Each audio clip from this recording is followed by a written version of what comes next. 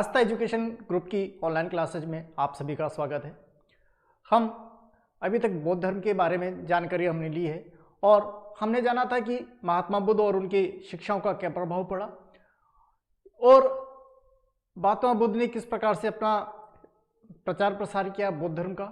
और उसके बाद हमने जाना था कि किस प्रकार से बौद्ध धर्म बाद में कई संप्रदाय में विभक्त हो गया था। उसी काल में एक और धर्म का और विकास हुआ जिसको हम जैन धर्म कहते हैं। जैन धर्म का विकास होने का पीछे भी वही कारण था कि जो बौद्ध धर्म के पीछे था, क्योंकि उस समय कई कर्मकांडीय विधान उपस्थित हो गए थे समाज में, कई प्रकार के अंधविश्वास, कई प्रकार की समस्याएं हमारे पास उपस्थित थी। तो इन सभी वजह से जैन धर्म और बौद्ध धर्म का विकास होता है। जैन धर्म का जो विकास है ये काफी समय पहले माना गया है। जैन धर्म के अनुसार कुल 24 तीर्थंकर हुए हैं। जैन धर्म के अनुसार कुल 24 तीर्थंकर हुए हैं, जिनमें सबसे पहले तीर्थंकर ऋषभदेव थे। प्रथम तीर्थंकर आदिनाथ या ऋषभदेव माने गए। तो जैन धर्म के अनुसार 24 तीर्थंकर हुए हैं, जिसमें पहले तीर्थंकर ऋषभदेव हुए हैं। द्वितीय तीर्थंकर अजितनाथ को माना गया है। द्वितीय तीर्थंकर अजितनाथ को माना गया है। इसके बाद 23वें तीर्थंकर पार्श्वनाथ थे। 23वें तीर्थंकर पार्श्वनाथ थे और 24वें तीर्थंकर महावीर स्वामी को माना गया है। तो जैन दर्शन क्या कहता है कि जैन दर्शन कहता है कि जैन धर्म की स्थापना काफी समय पहले हो चुकी थी और इसकी स्थापना की थी ऋषभदेव, जो कि प्रथम तीर्थंकर कहे गए। तीर्थंकर यानी कि जो इस संसार से पार ले जाता है उसको तीर्थंकर कहा जाता है। तो प्रथम तीर्थंकर ऋषभदेव थे, दूसरे अजितनाथ थे, 23वें तीर्थंकर पार्श्वनाथ थे और 24वें महावीर स्वामी थे। महावीर स्वामी को जैन धर्म का वास्तविक संस्थापक कहा गया है। क्या कहा गया इनको? वास्तविक संस्थापक इनको माना गया है। जैन धर्म का वास्तविक संस्थापक माना गया है। एक बात आप ये ध्यान रखिएगा कि जो पार्श्वनाथ और महावीर स्वामी है, इन्हीं की ऐतिहासिकता हमें मिलती है। बाकी के इससे पूर्व के जो भी तीर्थंकर हुए हैं, इनकी ऐतिहासिकता के बारे में हम कुछ जानकारी ज़्यादा नहीं रखते हैं। तो पार्श्वनाथ और महावीर स्वामी की ऐतिहासिकता हम कह सकते हैं कि इतिहास के कालक्रम में इनका आविर्भाव हुआ था। बात करते हैं पार्श्वनाथ की। हालांकि इतना ज़्यादा डिटेल में हमको नहीं लेना है। पार्श्वनाथ की का जन्म काशी में हुआ था। इनका जन्म काशी में हुआ था और इन्होंने संवेद शिखर पर कैवल्य की प्राप्ति की थी। कैवल्य का मतलब होता है सर्वोच्च ज्ञान। कैवल्य का प्राप्ति का मतलब होता है सर्वोच्च ज्ञान। तो 23वें तीर्थंकर जिनकी ऐतिहासिकता हमको मिलती है, इन पार्श्वनाथ का जन्म काशी में हुआ था और कहाँ पे? संवेद शिखर पे हुआ था। इसके बाद महावीर स्वामी के बारे में हमको डिटेल्स से पढ़ना है और उसके बाद महावीर स्वामी के जो दर्शन है इसके बारे में हमको अध्ययन करना है। तो महावीर स्वामी के सामान्य परिचय हम लेते हैं। सबसे पहले महावीर स्वामी का सामान्य परिचय लेंगे, उसके बाद हम बात करेंगे महावीर स्वामी के जो दर्शन है और जैन दर्शन क्या कहता है इसके बारे में जानते हैं। जैसा कि हमने जाना था कि उस समय ब्राह्मण धर्म का एक प्रकार से ह्रास होने लगा और कई प्रकार के आडंबर इस धर्म में उपस्थित होने लगे। तो ऐसे समय पर दो युग पुरुष इस धरती पर अवतरित हुए, जिसमें महात्मा बुद्ध और महावीर स्वामी है। महावीर स्वामी ने जैन धर्म का प्रचार प्रसार किया। महावीर स्वामी का जो बचपन का नाम था वर्धमान था। इनके महावीर स्वामी के बचपन का नाम वर्धमान था। बचपन का नाम वर्धमान।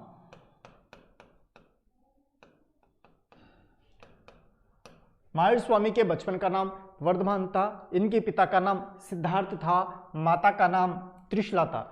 आपको ये ध्यान रखना है कि महात्मा बुद्ध के बचपन का नाम सिद्धार्थ था, जबकि महावीर स्वामी के पिता का नाम सिद्धार्थ है, माता का नाम त्रिशला है, पत्नी का नाम यशोदा है। महावीर स्वामी की पत्नी का नाम यशोदा है, जबकि महात्मा बुद्ध की पत्नी का नाम यशोधरा था। इस प्रकार से आपको दोनों का एक बैलेंस रख के आपको पढ़ना होगा, तभी आपको ये नाम क्लियर हो पाएंगे।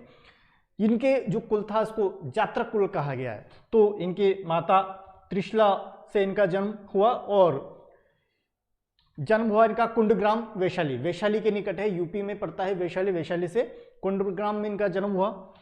कुल इनका जात्रक था। इनकी एक पुत्री थी, इसका नाम प्रियदर्शना था, जिसका विवाह एक व्यक्ति जमाली से हुआ था। इनका विवाह किससे हुआ? जमाली से। ये भी आगे जाकर महावीर स्वामी का शिष्य बन गया, परंतु विवाद हो जाने के कारण ये महावीर स्वामी से अलग हो गए थे। विवाद हो गया था इनका किसी बात को लेकर महावीर स्वामी से, और उस विवाद की वजह से ये अलग हो गए। किससे अलग हो गए?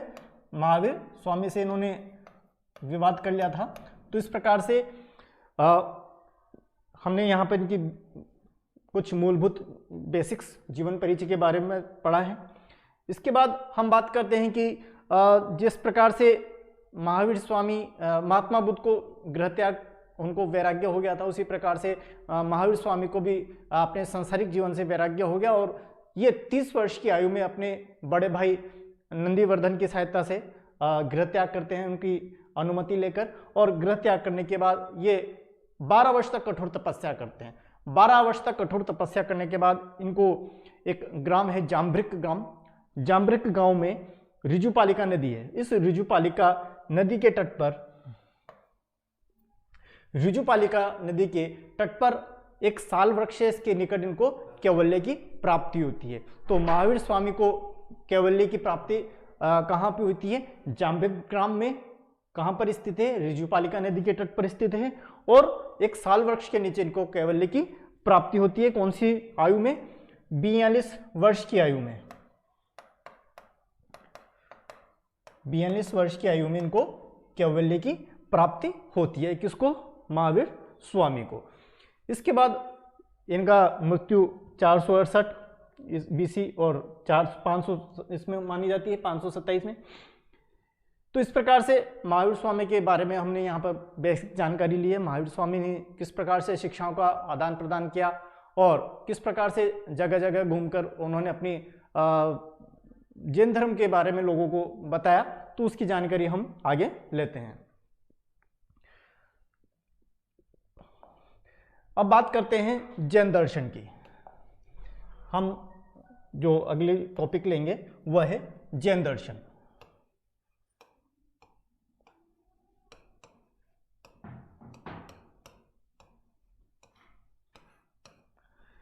जैन दर्शन महावीर स्वामी के द्वारा प्रतिपादित एक दर्शन था। हालांकि हम जानते हैं कि इससे पूर्व भी पार्श्वनाथ और ऋषभदेव आदि ने भी इसके बारे में काफी कुछ वर्णन कर दिया था। जैन धर्म में मुख्यतः 5 महाव्रत बताए गए हैं। इनमें से 4 चतुर्वर्त या 4 चतुर्वर्त जो हैं, चतुर्वर्त ये किसने दिए थे? पार्श्वनाथ ने दे दिए थे। जो 23वें तीर्थंकर थे पार्श्वनाथ, इन्होंने 4 चतुर्वर्त दिए थे। पहला है सत्य, दूसरा अहिंसा, तीसरा अस्तेय और चौथा अपरिग्रह।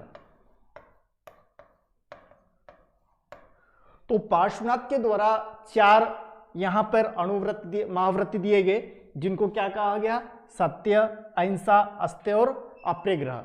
महावीर स्वामी ने इसमें एक अन्य बाद में जोड़ा था, वह है ब्रह्मचर्य। तो क्या होते हैं इनको अपन एक बार समझते हैं।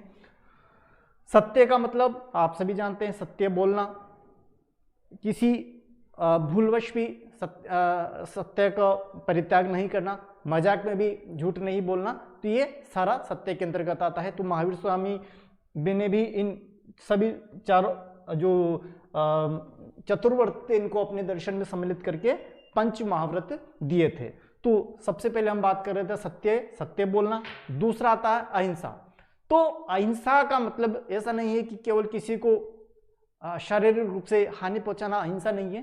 मन वचन कर्म से किसी भी व्यक्ति को या जीव को मन वचन व कर्म से हानि पहुंचाना क्या कहलाता है? हिंसा कहलाता है। किसी भी जीव को मन वचन कर्म से हिंसा पहुंचाना इस प्रकार के अंतर्गत आता है। तो व्यक्ति को हिंसा नहीं करनी चाहिए, किसी भी प्रकार से हिंसा नहीं करे, न तो वो मन से सोचे, किसी के बारे में मन से बुरा नहीं सोचे, वचन कड़वे नहीं बोले, कर्म ऐसे नहीं करे कि जिससे किसी को हानि हो। तो ये सब किस में अंतर्गत आता है? हिंसा में। तो मनुष्य को इन सब चीजों से दूर रहना चाहिए, तो वो क्या कहलाता है? अहिंसा कहलाता है। इसके बाद आता है अस्तेय। अस्तेय का मतलब होता है चोरी न करना, किसी भी वस्तु को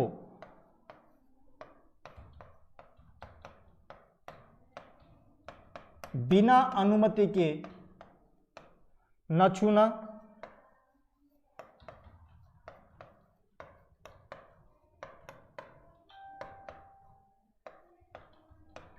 अस्तेय के अंतर्गत आता है कि चोरी ना करना, किसी भी वस्तु को बिना अनुमति के न छूना, उसके मालिक से हमको पूछ के ही उस वस्तु के हमको हाथ लगाना चाहिए, बिना गुरु के आगे के भोजन नहीं करना, आदि सारी चीजें किसके अंतर्गत आती हैं? अस्तेय में आती हैं। इसके बाद जो चौथी चीज है अपरिग्रह। अपरिग्रह का मतलब होता है आवश्यकता से अधिक हमको संपत्ति का अर्जन नहीं करना चाहिए। जितनी हमको आवश्यकता है उतनी ही हमको संपत्ति का अर्जन करना चाहिए, आवश्यकता से अधिक संपत्ति का अर्जन हमको नहीं करना चाहिए। ये किसके अंतर्गत आता है? अपरिग्रह में। तो ये चार चतुर्व्रत किसके द्वारा दिए गए? पार्श्वनाथ के द्वारा दिए गए। इसमें महावीर स्वामी ने एक और व्रत को जोड़ा, वो क्या कहलाता है?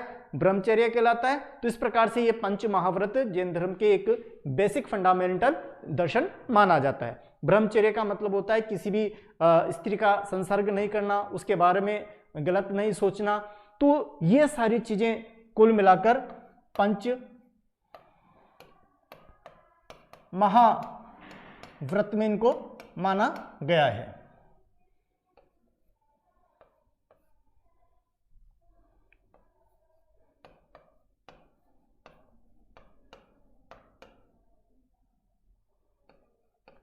ये पंच महाव्रत कहलाते हैं, जैन दर्शन का एक मुख्य आधार माने जाते हैं। अब इसके बाद जैन दर्शन के कुछ और प्रमुख सिद्धांत हैं, और उन सिद्धांतों में सबसे प्रमुख आता है स्यादवाद। सबसे प्रमुख सिद्धांत है जैन दर्शन का, वो है स्यादवाद। स्यादवाद क्या कहता है? स्यादवाद कहता है कि किसी भी वस्तु को हम पूर्ण रूप से बता नहीं सकते, और पूर्ण रूप से कोई बता सकता है तो वो केवल केवलिन बता सकता है। केवलिन का मतलब होता है जिसको सर्वोच्च ज्ञान प्राप्त हो चुका है। तो तीर्थंकरों को केवलिन प्राप्ति होती है, तो तीर्थंकर ही किसी वस्तु के बारे में पूर्णतया से जान सकते हैं। बाकी जो अन्य व्यक्ति हैं वो इसके बारे में पूर्णतया से नहीं जान सकते किसी भी चीज के बारे में। तो इस वजह से हमको हर वस्तु की जानकारी देने से पहले एक स्यादवाद का कथन करना चाहिए, स्यादवाद लगाना चाहिए। स्यादवाद का मतलब होता है शायद, स्याद का अर्थ होता है शायद। तो किसी भी वस्तु की जानकारी देने से पूर्व हमको स्यादवाद का एक बताना चाहिए कि ये शायद ये वस्तु है। तो इस प्रकार से ये 7 सिद्धांत है, स्यादवाद के 7 अंग आते हैं। तो सबसे पहले मान लीजिए कोई वस्तु है, उस वस्तु के बारे में हमको बताना है, और उस वस्तु के बारे में हम कैसे बता सकते हैं? तो कोई वस्तु है तो हम कह सकते हैं कि शायद ये वस्तु है, शायद ये वस्तु नहीं है, शायद ये वस्तु है, शायद ये वस्तु नहीं है। तीसरा है शायद ये वस्तु है या नहीं भी, तो हम कुछ बता नहीं पा रहे हैं कि वस्तु है या नहीं भी। इसके बाद चौथी चीज है, हमको पता है ये वस्तु है पर शायद हो सकता है ये अव्यक्त हो, इसके बारे में हम कुछ बता नहीं सकते। मान लीजिए जैसे ईश्वर है, तो ईश्वर के बारे में हम तो कह सकते हैं ईश्वर है, परंतु वो कैसा है? अव्यक्त है। इसके बाद पांचवी बात आती है इसमें, शायद यह वस्तु है तथा अव्यक्त है। इसमें पांचवें सिद्धांत में बता रहा है कि कोई वस्तु है परंतु वो कैसी है? अव्यक्त है। छठे सिद्धांत में बताया जा रहा है कि कोई वस्तु नहीं है और वो कैसी है? अव्यक्त है। सातवां सिद्धांत कहता है कि वस्तु है या नहीं भी और वो अव्यक्त है। तो इस प्रकार से किसी भी वस्तु या चीज के बारे में हमको बताना है तो 7 सिद्धांत हमको यहाँ पे काम करने होंगे और उस किसके अंतर्गत आते हैं? शादवाद के अंतर्गत आते हैं। इसके बाद हम और दूसरे सिद्धांतों के बारे में जानकारी लेते हैं। एक तो होता है कर्मवाद। तो जैन दर्शन क्या किस चीज में विश्वास करता है? कर्म में विश्वास करता है, अर्थात जैसा आप कार्य करोगे वैसा फल आपको प्राप्त होता है। इसके अलावा ये पुनर्जन्म में भी विश्वास करता है। तो जैन धर्म कहता है कि पुनर्जन्म पूर्व संचित कर्म फलों के आधार पर होता है और जैसा कर्म हम करते हैं उसी अनुसार हमको अगला जीवन प्राप्त होता है। तो पुनर्जन्मवाद में ये विश्वास करता है।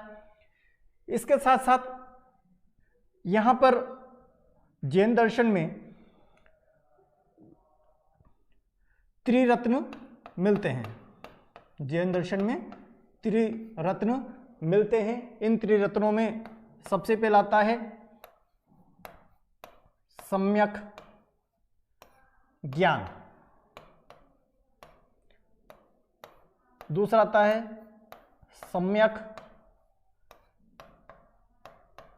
चरित्र और तीसरा आता है सम्यक दर्शन। तो ये जैन धर्म के त्रिरत्न कहे जाते हैं। जैन धर्म के त्रिरत्न अगर आपसे पूछा जाए तो 3 रत्न कौन से हैं? सम्यक ज्ञान, सम्यक दर्शन, सम्यक चरित्र। सम्यक ज्ञान का मतलब क्या होता है? सम्यक ज्ञान का मतलब है कि जैसा हमको पता है या जो भी कुछ जाना जा चुका है और जो सही है उस पर पूर्ण रूप से विश्वास करना सम्यक ज्ञान कहलाता है। सम्यक चरित्र का मतलब होता है अच्छा आचरण हमको करना चाहिए, अच्छे बर्ताव हमको करना चाहिए। सम्यक दर्शन का मतलब होता है कि जो जैन धर्म की शिक्षा और तीर्थंकरों ने जो ज्ञान दिया है, शिक्षा दी है, उसके ऊपर पूर्णतया से विश्वास करना सम्यक चरित्र कहलाता है। तो इस प्रकार से जैन धर्म के जो कुछ प्रमुख सिद्धांत है आज हमने देखे हैं। एक बार से फिर से हम इनको हल्का सा रिवीजन कर लेते हैं।